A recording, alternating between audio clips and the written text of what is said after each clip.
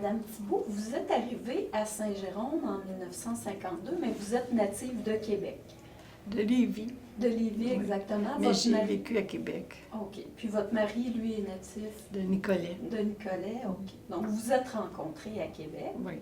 Puis, pour les activités professionnelles de votre mari, vous êtes arrivée à Saint-Jérôme. Oui, en 1952, comme tu disais. OK. Donc, comment s'est passée votre installation? Vous êtes arrivé, où êtes-vous allé vous installer? En arrivant à Saint-Jérôme, à ce moment-là, les logements étaient plutôt rares. On avait eu un petit appartement de 4 pièces, ou un deuxième, sur la rue Adélaïde. Puis on a demeuré là 1 an.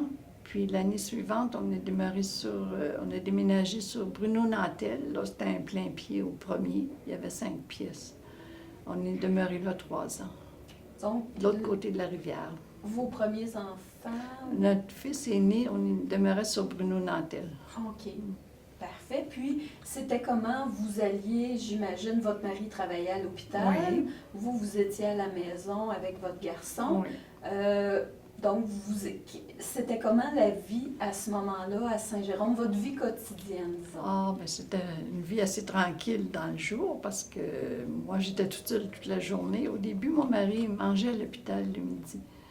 Alors, à un moment donné, j'ai trouvé ça dur. J'ai dit, je pourrais peut-être essayer de venir manger. Il a essayé, mais ça ne fonctionnait pas parce que ses heures n'étaient pas régulières. Puis il perdait du temps quand il venait manger à la maison. Alors, il continuait à manger à l'hôpital. Mais moi, je sortais dans le jour. J'allais faire des courses parce que je connaissais pas beaucoup de monde encore. Alors, mais quand mon fils était là, par exemple, là, on commençait à s'intégrer dans Saint-Jérôme. Mais au début, là, c'était plus tranquille. OK. Vous alliez faire des courses. À quel endroit? Quel magasin fréquentiez-vous? J'allais au village. Dans ce temps-là, les gens ne parlaient pas de la ville. Là. C'était le carré. On allait dans le carré ou au village. Ça voulait dire qu'on allait près du parc, là. Parce que toutes les boutiques, les magasins dont on avait besoin étaient dans le centre-ville.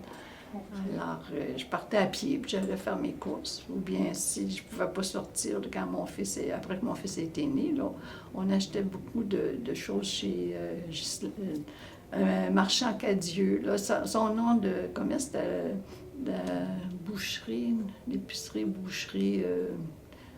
Oh mon Dieu, je ne me rappelle plus du nom, là, mais c'était juste à côté, en face des religieuses du Bon Pasteur, là, du Bon Conseil. Notre-Dame le Bon Conseil, oui.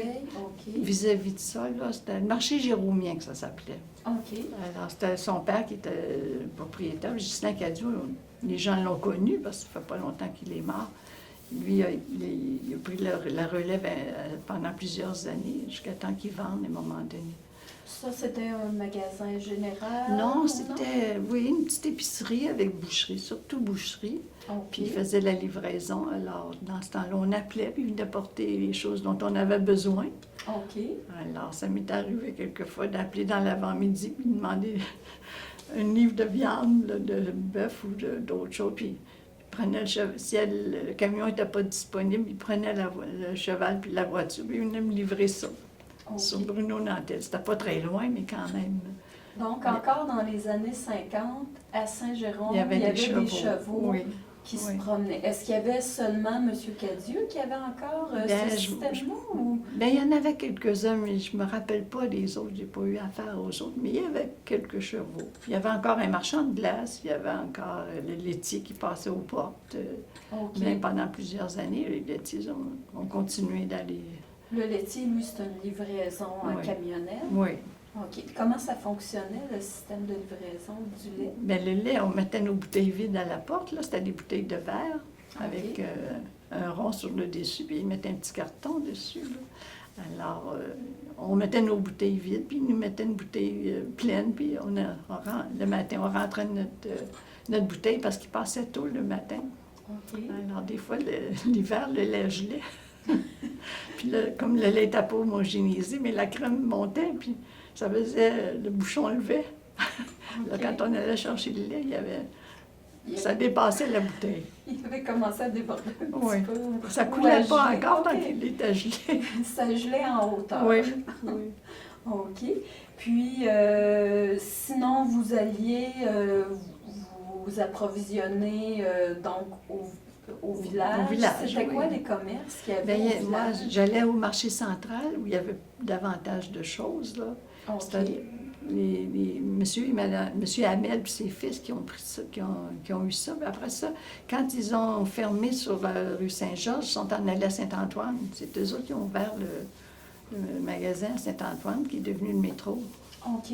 Alors, ils ont opéré ça pendant plusieurs années, jusque dans les années 80, je pense. OK. Puis là, au marché central, bien, c'était pas long comme dans les autres boutiques. Les gens commençaient à nous connaître, puis tout. Alors, si je partais avec le carrosse, puis le bébé dans le carrosse, puis s'il dormait, bien, ça m'est arrivé de le laisser à la porte. Puis c'est la caissière qui le surveillait parce qu'elle était postée en haut, près de la vitre, là, puis elle regardait dehors, puis elle le voyait sur le trottoir. Ça fait que OK. elle surveillait l'enfant, mais c'était une petite ville. Alors, tout le monde se connaissait, puis quand, au début, on allait dans un magasin, puis ils nous regardaient un peu parce qu'ils ne nous connaissaient pas. Alors, puis si on y allait 2 ou 3 fois, bien là, ils questionnaient, vous êtes de la région, vous demeurez pas loin. Alors, finalement, c'est comme ça qu'on faisait connaissance. Oui, il y avait pas mal tout ce qu'on avait besoin, plus qu'aujourd'hui, je dirais, parce qu'il y avait du choix. OK. Alors, je sais que il y avait Margot Potvin qui vendait des robes, là, des vêtements de dames, là, des robes, des belles robes. Elle, je me semble qu'elle habitait là où est le salon Trudel. À ce moment-là, là, sa boutique était dans la bâtisse en avant. Là. OK. Oui, parce que M. Trudel était de l'autre côté de la rue à ce moment-là, je pense. OK. Il y avait Oui, effectivement, M. Trudel. peut-être qu'il y avait ces petites choses pour travailler là, je ne sais pas trop, mais je sais qu'en avant, là, ça a été longtemps la boutique de Margot Potvin, à côté du Rex. Là. OK. Il y avait une belle boutique là, avec des vêtements d'enfants. On pouvait avoir tout ce qu'on voulait. OK. Sur la Les rue enfants, Saint-Georges. oui. OK. Donc, c'était vraiment au Ah cœur oui, du il y avait, village, il y avait tout. c'était, je pense que c'était un Woolworth qu'il y avait à ce moment-là. OK. Je me rappelle pas si c'était exactement là. Puis il y avait un magasin de tissus, les Monettes. OK. Avant d'arriver au coin, il y avait la quincaillerie La Violette, puis il y avait les tissus Monettes, puis il y avait le 5-10-15, les gens disaient ça, 5-10-15 chez Woolworth. Puis il y avait tous les autres magasins. Puis de l'autre côté, il y avait Jali, puis il y avait Beaulieu qui vendait des fourrures, Jean-Paul Beaulieu. OK. Oui. Puis Jean-Paul Beaulieu, il a eu son magasin pas mal longtemps. Il vendait des vêtements aussi. OK. Puis quand j'ai commencé avec une coiffeuse, Germaine Jouvet, elle a commencé à coiffer au fond du magasin de Jean-Paul Beaulieu. Il y avait mis un genre de rideau. OK. Puis là, elle coiffait là quand elle a commencé. Quand j'ai commencé à me faire coiffer chez elle, c'est là où on allait dans le magasin au fond. Là, il y avait une petite pièce là. OK. Avec, Vous parlez de Mme Jouvet. Elle n'était pas à une certaine époque aussi avec Mme Drouin? C'était une grande amie de Simone Drouin. OK. C'est ça, Simone Drouin avait probablement parti le salon de coiffure. Je ne sais pas trop que Mlle Jouvet travaillait pour elle. OK. Après ça, elle a pris son compte, elle s'est en allée sur la rue Parent. OK. Fait que vous avez continué, vous avez suivi Oui. Mme Jouvet. Oui, puis Mlle Jouvet, elle a parti un salon de fleurs aussi à un moment donné. Le magasin de fleurs existe encore sur la rue Saint-Georges, sur la rue Labelle. OK. Celui qui est sur la rue Labelle, là, pas Salon Jean-Roy, mais plus loin. OK. En 56, on a fait construire parce que là où on habitait, là, on n'avait pas de bail. Là. C'était un monsieur David qui était gérant à l'hôtel La Pointe qui avait acheté la maison puis qui nous l'avait louée, mais il n'avait pas voulu faire signer de bail parce qu'on savait qu'il voulait la revendre. Alors, on est demeuré là 3 ans, mais la 3e année, là, on a eu un avis d'1 mois pour quitter la maison parce qu'il vendait. Il a fallu s'organiser pour déménager. Puis nous, on avait commencé à faire des plans pour la maison. Puis quand on a vu ça, bien là, on était pris de court. On a fait pousser les plans par l'architecte pour que ça sorte plus vite. Puis on a construit cet été-là. Mais en attendant, il a fallu quitter. Puis en tout cas, eux, ils avaient un appartement libre au 2e de chez eux, là. Puis, c'était pas grand, il y avait 3 pièces. On a mis nos meubles en attendant le docteur Marcoux qui habitait sur la rue Adélaïde. Dans son sous-sol, il a pris une grosse partie de nos meubles. On a vécu tout l'été jusqu'au mois d'octobre, à la fin d'octobre, dans le petit appartement de M. Blondin, qui s'appelait. Les Blondins. Alors, après ça, quand la maison était prête, on a déménagé en octobre 56. Nous, on avait acheté le terrain sur la rue du Domaine, mais M. Parent nous avait vendu le dernier terrain en haut, parce qu'il y en avait 2 autres à vendre mais on aimait mieux plus haut, parce qu'il y avait plus de bois puis d'arbres. Le reste avait été développé un peu. Alors, on a pris là, mais la rue n'était pas ouverte jusque-là. Elle se terminait à la rue des Chênes. Ils ont ouvert un bout de rue pour qu'ils puissent construire, puis le printemps suivant, bien là, ils ont ouvert la rue jusqu'à la rue Claude, qui menait à la Côte-Parent. Comment était pour les enfants, là, vous aviez déjà un garçon qui arrivait pratiquement à l'âge d'aller à l'école? La première année, il allait à l'école chez les Sœurs du Bon Conseil, parce qu'il était trop. Il manquait quelques mois pour avoir le droit d'aller à l'école, puis on trouvait qu'il était prêt. Alors, il a fait sa première année à l'école chez les Sœurs du Bon Conseil. L'année suivante, bien, il est allé à l'école du Bois. OK. Donc, votre école de quartier, c'était l'école L'école du Bois, ça a ouvert au début des années 50, 48, 50, dans ces années-là. C'était tout neuf. OK. Oui, ça faisait pas longtemps que c'était ouvert. Donc, c'était les sœurs qui étaient Les Sœurs de Sainte-Anne, puis le temps que, pendant plusieurs années, la directrice était une sœur Louise. Les gens s'en rappellent dans le coin parce que c'était une bonne religieuse, puis elle était à son affaire pas mal. Non, notre fils est allé à Montréal, mais notre fille a étudié à Saint-Jérôme. Elle a fait tout son cours au complet à Saint-Jérôme. Okay. Elle a fait l'école du Bois. Après ça, là, quand elle est arrivée pour aller au secondaire, bien, l'école, la polyvalente n'était pas prête. Alors, ils avaient installé des roulottes, là où est l'école d'arts et métiers, là. Il y avait un terrain, là, ils avaient mis des roulottes là, puis les premières et deuxièmes secondaires sont passées là. Elle a été 2 ans, là, puis après ça, mais ça a été à la polyvalente. Okay. Puis après ça, elle est allée au cégep. Premières années, quand nous sommes arrivés, il y avait le thé de l'hôpital. Alors, 2 fois par année, au printemps et à l'automne, les dames auxiliaires, l'hôpital était neuf, puis l'hôpital avait besoin d'argent, c'était des religieuses là, à ce moment-là. Alors, pour ramasser des fonds, ils faisaient un thé au printemps, puis un à l'automne. Puis là, toutes les femmes fournissaient des sandwichs, des gâteaux, puis tout ça. Bon, on allait apporter ça à l'hôtel, là. Okay. Puis dans la grande salle à l'hôtel La Pointe, là, il y avait beaucoup de monde. Les gens allaient au thé de l'hôpital. C'est un gros événement de la ville. OK. Oui. Alors, on arrivait avec le chapeau, puis les gants blancs, puis les gants, surtout blancs. C'était en grand. Vous étiez les serveuses aussi à ce moment-là? Oui, on servait. On voyait ce que les gens, ce qu'ils voulaient, là, ce qu'ils désiraient. Alors, OK. Ça, c'était votre implication. Parce que vous étiez femme de médecin ou? Non, c'était ouvert. Les dames auxiliaires, là, n'importe qui pouvait en faire partie, celles qui le désiraient, mais c'était surtout des femmes qui étaient plus libres un peu, qui étaient bénévoles pour faire aider l'hôpital, puis tout ça. Alors, c'est comme ça que la boutique de l'hôpital a commencé aussi. C'est des dames qui ont décidé de vendre des choses à l'hôpital. OK. Donc, vous, pendant quelques années, vous avez participé justement au thé de l'hôpital? Ah oui, tant que ça a duré.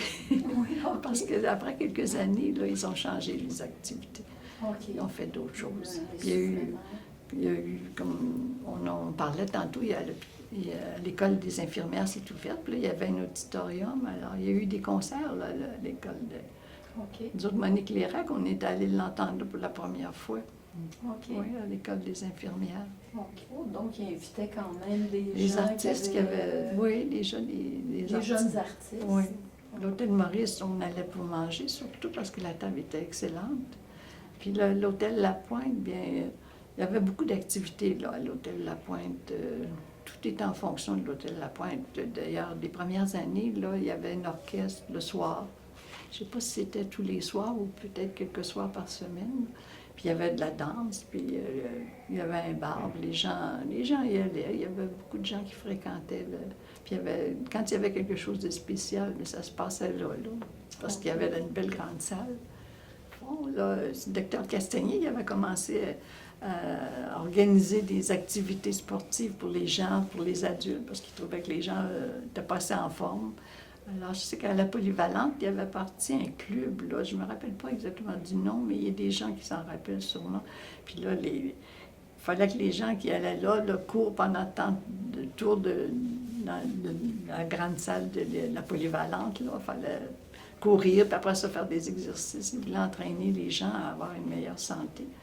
Puis c'est dans ces années-là qu'il a commencé à faire un sentier dans le bois, là. Il y avait chaque automne, là, il allait nettoyer avec d'autres là, pour ouvrir le sentier, pour qu'on puisse aller faire du ski de fond l'hiver. Alors, ça faisait loin. On se rendait jusqu'au lac Jérôme. Là. Lac Jérôme, on connaissait ça. On ne savait pas trop où il était parce qu'on suivait le sentier, mais on arrivait toujours là, on retournait, on revenait. Celui auquel j'ai participé, moi, c'était un monsieur, je ne me rappelle pas de son nom, il n'est pas venu pendant bien des années, par contre. Puis lui, il avait fait passer une annonce dans le journal pour savoir les gens qui pouvaient être intéressés à faire du ski de fond. Lui, il en faisait du ski de fond, puis il voulait voir des gens en faire. Alors, une de mes amies, Louise Léonard, elle était venue avec moi. On s'était inscrite avec le monsieur. Puis la première année qu'on a fait, il avait loué une petite wagonnette, là. Puis on était 7 ou 8, là. On était partis avec lui. Puis on était allés, je ne me rappelle pas trop où, d'aller faire un peu de ski de fond. Puis on est allé plusieurs fois. Puis l'année suivante, ça s'est organisé. Là, les gens ont voulu venir. Puis le club a grossi un peu. Puis là, ça s'est organisé en club, vraiment, avec des gens qui voyaient l'organisation. Puis vous alliez faire du ski un petit peu partout dans les Laurentides? Oui. Puis on est allé à plusieurs endroits. On était même allé jusque dans le bout de la montagne, où sont les perles d'Oka, dans ce coin-là. On est allé là. On allait dans ce coin-là. Des fois, c'était long un peu en autobus. Mais on est arrivé plusieurs fois qu'on est allé aussi loin que ça. OK. Puis, est-ce que vous commenciez par faire... Est-ce que l'été, vous faisiez aussi de la marche ou c'était... C'est l'automne. L'automne. Après 2-3 ans, là, celle qui participait et qui organisait le club là, avait suggéré qu'on fasse de la marche parce que là, on arrivait en ski de fond, mais on n'était pas toujours en forme. Alors, pour se mettre en forme, ils avaient parlé d'organiser des marches à l'automne. Alors, on partait d'automne, à chaque semaine. On allait faire une journée de marche là, un peu partout, dans les sentiers, souvent où on allait en ski de fond après. Puis, alors, ça tenait les gens en forme, puis prêts à repartir. Puis c'est le même club-là qui existe encore aujourd'hui. OK. Qui s'appelle... Le Club Marche à fond, oui. OK.